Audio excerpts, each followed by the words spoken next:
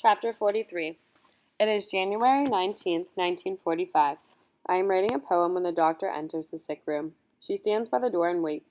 I feel her looking at me as I write. I look up and meet her worried eyes. She sits down at the edge of my bunk, taking my hand in hers.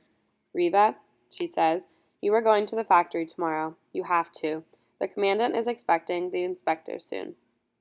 What will they do with me? I cannot work in the factory. I can't see. I cannot work in the bunker. I can't use my hand.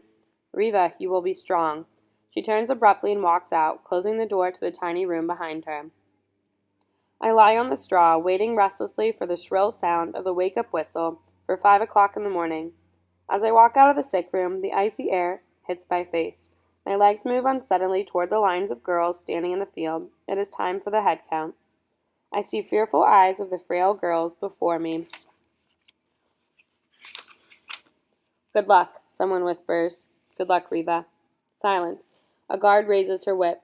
The commandant arrives, her dog at her side. She whispers something to one of the guards and motions to the camp elder to give the order to march. It has been almost 3 months since I last marched on these roads. I have forgotten the hard, long march to the factory, the sounds of the whips, the shrieks of the guards.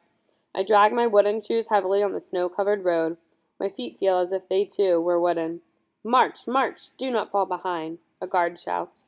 I speed up. "Give me your hand. You will walk faster if you hold on to me." I take the hand of the ragged shadow marching near me and walk. We reach the factory. The girls who work in the factory line up at once on one side of the field, and the girls who work at the bunker at the other. I move toward the girls going to the bunker. "Hey, you, come here," a guard calls, pointing at me. She looks at me with disdain. "Wait here." Her voice is cold and harsh. The girls march off to work. Will I see them again? "Let's go. Stop dreaming. March." The guard moves forward big strides. I try to keep up with her and find myself running. We stop in front of a small white building. I am out of breath.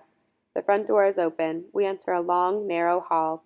Some of the doors along the wall are open, and I see bathtubs and toilets.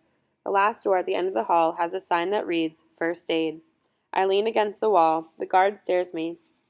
Now, don't you faint on me, doctor," she calls nervously. The door opens. A tall woman in a white uniform rushes toward me. She guides me toward the room. "Sit down, girl." She helps me into a chair. "Take off your coat." She hands me a glass of water. "Drink. You will be all right." She speaks German with a heavy Russian accent. Her voice is strained. "Is this the one?" she asks the guard. Her Russian accent puzzles me. "This is the one, doctor. I will call for her when it is time." I listen to strange exchange of words. Time for what? The guard leaves. I stare at the woman before me. She takes my hand. "Poor girl," she says. She clears her throat. "You will be fine. I am Katya. I am the doctor here. I give first aid to the workers."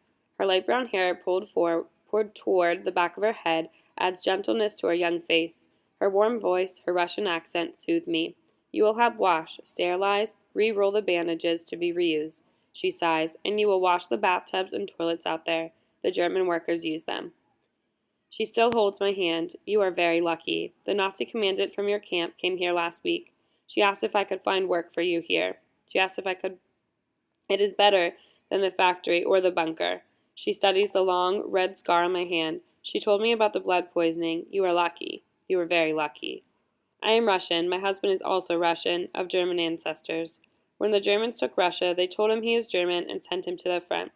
I have followed to be as close to him as possible. I have not heard from him nor for a long time now. She sighs a painful sigh. "Where are you from, child? What is your name?" "My name is Riva Minska. I was born in Lodz, Poland." "Oh, yes. I was in Poland a while. Yes. Someday you will go back home, but I will never go home. I have my family in Russia. I hope they are alive. I can never go back to Russia. I left Russia. I followed my husband. I can never go home. Doctor, thank you for letting me work here." My voice breaks. "Oh, child, I don't feel much like a doctor. I feel more like a prisoner. Please call me Katya. I like to hear my Russian name." She puts a basket with clean bandages before me. "Roll them up slowly. Take your time. There is no guard here," she smiles. "If I see a guard, I will let you know. We will be friends."